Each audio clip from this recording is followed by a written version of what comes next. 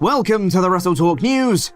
I'm Quinnell. Our top story today is that a controversial member of the AEW roster has departed the company. Vickie Guerrero was brought into AEW in 2020 as Nyla Rose's manager. However, following some serious controversy earlier this year, it had been agreed between AEW and Vickie that her contract would not be renewed once it had expired, and that day has now arrived, as Vickie's contract has indeed expired and she is gone from AEW. This comes from Fightful Select, who also note that Vickie had reportedly not been on the road with AEW for months, since February when AEW asked her to stay home. The controversy around her in question came earlier this year, when Vickie's youngest daughter Sherilyn accused her stepfather, Vickie's husband Chris Benson, of sexually assaulting her during a cruise in 2020, and accused Vickie of siding with her husband over her daughter, with claims that Vickie had told her that it was a mistake, and that's not who he is. Both her uncle, Chavo Guerrero, and her older sister, Shaul, supported Sherilyn on her claims, while Vickie and Chris both vehemently denied the allegations. Vickie also posted an angry response on Instagram claiming that Sherilyn was a narcissist, that Chris and Vickie had been financially supporting her, and that she wasn't grateful for that, and that she hadn't spoken to Chris about the situation, but she can post about it on social media, which wasn't the best look for her. She was subsequently removed from AEW's roster page. But moving right along to WWE, there's been some big news regarding the Judgment Day, and I'm sure you know what it is because you've clicked on this video. I'm of course talking about JD McDonough. What, were you expecting something else?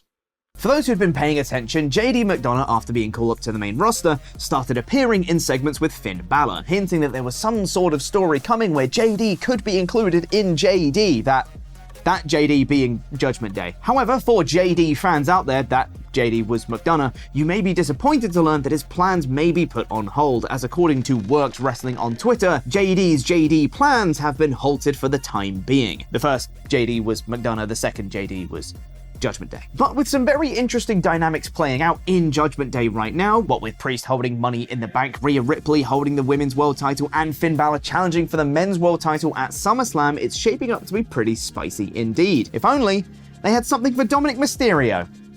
I feel like he should hold some gold or something. Nah, they'd never do that. But regardless of Dominik's lack of gold in WWE right now, which he definitely doesn't have, things are looking up for Judgment Day from a creative standpoint, as Worked Wrestling also tweeted to say that WWE see Judgment Day as the successor to the Bloodline storyline in terms of fan interest and longevity. The Judgment Day segments frequently gain major interest in the quarter-hour ratings and will continue to be a center point of shows moving forward. Which means that the Bloodline story is well and truly wrapping up soon, isn't it? So Jay's winning and Roman's going on a break, right? Right? Or Reigns wins and then he's just by himself for a while.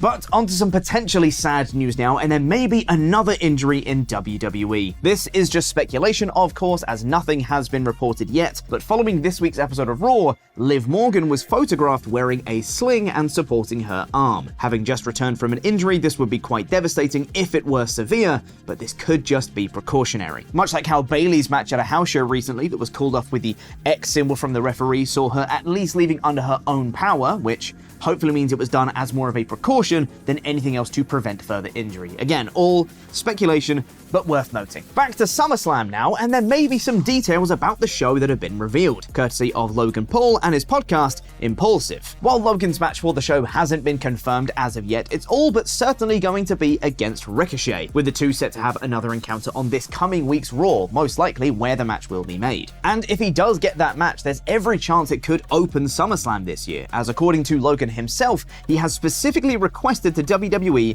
that he go on first. And before you think that this is some sort of Brock Lesnar move, if I'm not on last, I'm on first, this is so Logan can immediately leave, get on a private jet, fly from Detroit, Michigan to Dallas, Texas, so that he can walk to the ring with his brother Jake Paul, who'll be fighting Nate Diaz on the same night. But then that raises the question, if Logan does get his wish and he does go on first, where does that leave Brock Lesnar? Because he won't be on last, and now he won't be on first. Where else is there on the card for him? That doesn't compute. Is Lesnar going to have a a mid-card match in the most literal sense of the word, that is. You know, I wonder where Seth Rollins versus Finn Balor will place on the card too, because if not for Lesnar or Logan, I could see it being a really good option for the opener. And then we'd see all those dynamics play out with Priest, Money in the Bank, and Finn and all that stuff, and presumably Rhea would defend her belt elsewhere on the show. It's just a shame there's nothing for Dominik Mysterio to do.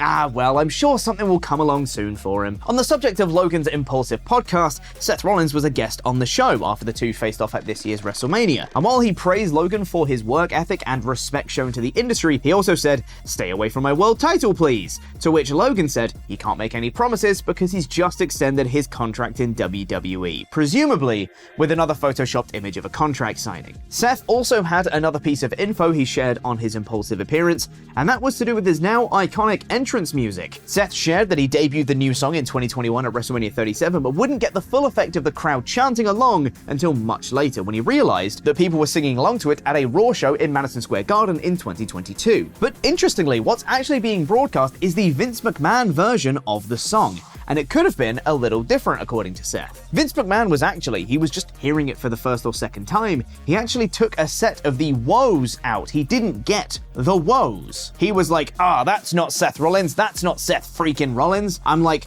I'm telling you. And he's like, no, just trust me.